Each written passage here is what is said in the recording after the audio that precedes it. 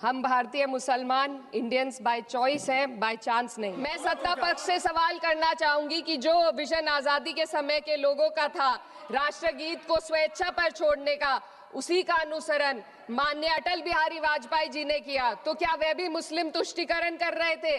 जी नहीं, अटल बिहारी वाजपेयी जी राजधर्म निभा रहे थे। सुजलाम सुफलाम का अर्थ है, सुनिए, ऐसा देश जहां स्वच्छ और पर्याप्त जल हो, जहां नदियां जिंदा हो, बहती हो, जीवन देती हो। नमामि गंगे के नाम पर हजारों करोड़ रुपए खर्च हो गए, लेकिन सच्चाई ये है कि आज भी गंगा और यमुना के किनारे किसान मजबूरी में उसी जहरीली पानी से खेती कर रहा है, वही जहर अनाज में उतरता है और वही जहर किसान की जिंदगी को धीरे धीरे खत्म कर दे। संसद से बाहर कदम रखिए, एक गहरी सांस लीजिए। ये चंदन की महक नहीं, ये जहर है जो आपके हमारे फेफड़ों में उतर रहा है। क्या वंदे मातरम बोलने से, जो कि हमारे देश का राष्ट्रीय गीत है, किसी का मजहब, किसी का धर्म खराब हो सकता है या किसी का मजहब मना कर सकता है? आज इस वीडियो के अंदर मैं आपको बताने जा रहा हूं। आपको पता चलेगा कि क्यों मुसलमान वंदे मातरम नहीं बोलते। इकरा हसन जी जो कि सांसद हैं, आज उन्होंने इस बारे में पूरी डिटेल के साथ बताया है और आज आपको इकरा हसन से पता चलेगा कि वंदे मातरम मुसलमान क्यों नहीं बोलता है। दोस्तों, वंदे मातरम को लेकर कई लोग पॉलिटिक्स करते हैं, राजनीति करते हैं और अपना फायदा देखते हैं इसमें, क्योंकि दोस्तों आपको जानकारी ही होगी कि देश के अंदर मुसलमानों के लिए कितनी ज़्यादा नफरत लोगों के अंदर भर चुकी है। कुछ लोग मुसलमानों से नफरत करते हैं। इसी बात का फायदा बड़े बड़े राजनेता राजनीति में उठा लेते हैं। आज जो मैं आपको वीडियो दिखाऊंगा, वो वीडियो देखकर आपको पता चलेगा क्यों मुसलमान वंदे मातरम नहीं बोलता। अगर दोस्तों ये वीडियो दिखाने से पहले मेरी आपसे गुजारिश है, आज का मेरा ये वीडियो पूरा एंड तक जरूर देखना और अगर आप मेरे चैनल पर नए आए हो, चैनल को जरूर सब्सक्राइब करना, साथ में इस वीडियो को ज़्यादा से ज़्यादा लोगों में शेयर जरूर करना। चलिए दोस्तों, पहले आप ये वीडियो देख लीजिए, फिर आकर मैं आपसे बात करता हूँ। फिर से मुस्लिम तुष्टीकरण के नाम पर भारतीय मुसलमानों को कटघरे में खड़े करने की कोशिश की जा रही है, लेकिन मैं सदन में बताना चाहूँगी कि हम भारतीय मुसलमान जिन्ना के आह्वान को ठुकराकर अपने इस प्यारे वतन की मिट्टी के साथ मजबूती से जुड़े रहे। हमने महात्मा गांधी, बाबा साहब डॉक्टर भीमराव अंबेडकर, रविंद्रनाथ टैगोर जी, सुभाष चंद्र बोस जी, मौलाना अबुल कलाम आज़ाद, अशफाक उल्लाह खां साहब के विचारों को अपनाया। हम भारतीय मुसलमान इंडियंस बाय चॉइस हैं, बाय चांस नहीं।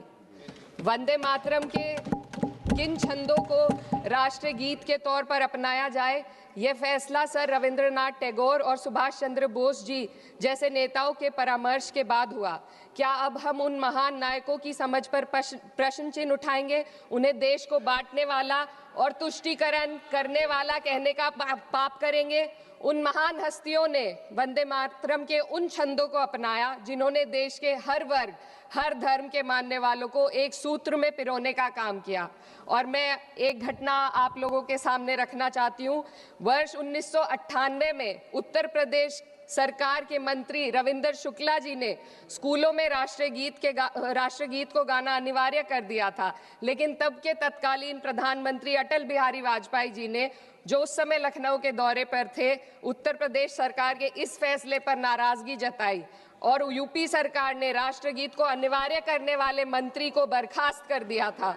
अब मैं सत्ता पक्ष से सवाल करना चाहूंगी,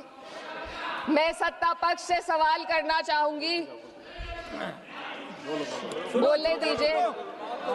मैं सत्ता पक्ष से सवाल करना चाहूंगी कि जो विजन आजादी के समय के लोगों का था, राष्ट्रगीत को स्वेच्छा पर छोड़ने का, उसी का अनुसरण माननीय अटल बिहारी वाजपेयी जी ने किया, तो क्या वे भी मुस्लिम तुष्टीकरण कर रहे थे? जी नहीं, अटल बिहारी वाजपेयी जी राजधर्म निभा रहे थे। देश में सब धर्मों को एक साथ लाना, सबके जज्बात का एहसास करना ही सबसे बड़ा राष्ट्रवाद है। माननीय अध्यक्ष महोदय, आज हमें वंदे मातरम के असली भाव को समझना जरूरी है। यह गीत तो देश के जल, जंगल, जमीन, हरियाली और निर्मल हवा की वंदना को समर्पित है। यह भारत की जन जन की मंगल कामना करता है कि भारत का हर नागरिक स्वस्थ रहे, सुरक्षित रहे और सम्मान के साथ जी सके। सुजलाम सुफलाम का अर्थ है, सुनिए, ऐसा देश जहां स्वच्छ और पर्याप्त जल हो, जहां नदियां जिंदा हो, बहती हो, जीवन देती हो। अध्यक्ष महोदय, लेकिन अब जरा यमुना का हाल देखिए। चाहिए। दिल्ली प्रदूषण नियंत्रण समिति की 2025 की रिपोर्ट बताती है कि यमुना के कई हिस्सों में बीओडी स्तर 127 mg पर लीटर है तक पहुंच चुका है, जबकि किसी जीवित नदी के लिए ये 3 mg पर लीटर से कम होना चाहिए। ये सिर्फ नदी का संकट नहीं है, ये किसान का संकट है। नमामि गंगे के नाम पर हजारों करोड़ रुपए खर्च हो गए, लेकिन सच्चाई ये है कि आज भी गंगा और यमुना के किनारे किसान मजबूरी में उसी जहरीली पानी से खेती कर रहा है। वही जहर अनाज में उतरता है और वही जहर किसान की जिंदगी को धीरे धीरे खत्म कर देता है। अध्यक्ष महोदय, जब पानी जहर हो जाएगा तो सुजलाम कैसे होगा? जब किसान बर्बाद होगा तो सुफलाम कैसे होगा? मलयज शीतलम, मलय का अर्थ है मलय पर्वत से बहने वाली ठंडी सुगंधित चंदन जैसी हवा जो जीवन देती है, बीमारी नहीं। आज मैं इस सदन से पूछना चाहती हूँ, क्या आज के भारत की हवा मलयज शीतलम है? नहीं अध्यक्ष जी, बस संसद से बाहर कदम रखिए, एक गहरी सांस लीजिए। ये चंदन की महक नहीं, ये जहर है जो आपके हमारे फेफड़ों में उतर रहा है। दुनिया के 20 सबसे प्रदूषित शहरों में से 13 भारत में है। दिल्ली की हवा में सांस लेना मानो रोज 20 सिगरेट पीने जैसा हो। भारत हर साल सर्दियों में जहरीली हवा के प्रकोप में घिर जाता है। AQI गंभीर स्तर पर आ जाता है। ठंडी हवा का सपना अब गैस चेंबर की हकीकत बन चुका है। हम वो देश हैं जहां सरकार प्रकृति पर बने गीत का मान मर्दन तो करती है, पर उसी प्रकृति, जंगल, हवा, पेड़ को बचाने वाले कानूनों को धीरे धीरे खुद ही खत्म कर रही है। ये है आज के हमारे मलयज शीतलम की अफसोसजनक सच्चाई। अगर हम हवा को साफ नहीं कर पाए तो न सुजलाम बचेगा न सुफलाम बचेगा। माननीय अध्यक्ष महोदया, सस्य श्यामलम का अर्थ है ऐसा देश जहां उपजाऊ जमीन हो, जहां खेत फसल से भरे हो और किसान कर्ज और निराशा में न डूबा हो। आज किसान सिर्फ मौसम से नहीं लड़ रहा, वह प्रदूषण, नीतियों की बेरुखी और सिस्टम की नाइंसाफी से लड़ रहा है। एक तरफ कॉर्पोरेट के लोन माफ होते हैं, दूसरी तरफ किसान को उसकी वाजिब MSP भी नहीं मिल पाती है। आप ग्लोबल सुपर पावर बनने की बात करते हैं, लेकिन हमारी पर कैपिटा इनकम दुनिया में 136वें नंबर पर है। हम अपने छोटे पड़ोसी देश से भी पीछे हैं। हमारे लोग $2500 तक भी नहीं कमा पा रहे एक साल में, और जिन अरबपतियों की ये रक्षा करते हैं वो इतना पैसा एक सेकंड में कमा लेते हैं। आज वंदे मातरम को बुनियाद बनाकर राजनीति की जा रही है, लेकिन जमीन पर जंगल पूंजीपतियों को सौंपी जा रही है। आदिवासियों को उनके घरों से उजाड़ा जा रहा है।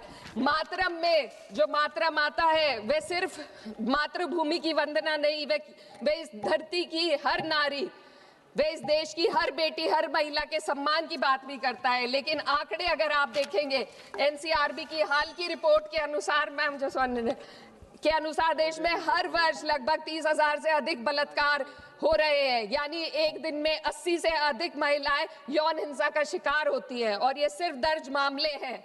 जब जम्मू कश्मीर की एक बच्ची हिंसक अत्याचार का शिकार होती है, जब सत्ता से जुड़े लोगों पर आरोप लगते हैं और कार्रवाई वर्षों लटक जाती है, जब उन्नाव की पीड़िता लखनऊ के दरबार में इंसाफ को लेकर अपनी जान देने पर आमादा होती है, जब बिल्किस बानो के अपराधियों का सरकार के लोग द्वारा स्वागत किया जाता है, तो ये घटनाएं वंदे मातरम की आत्मा पर चोट पहुंचाती है।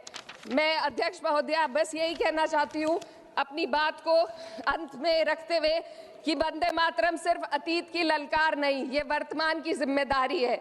ये आत्म मंथन की घड़ी है। यही समय है कि हम वंदे मातरम को सिर्फ नारा नहीं, नीति और जिम्मेदारी बनाएं।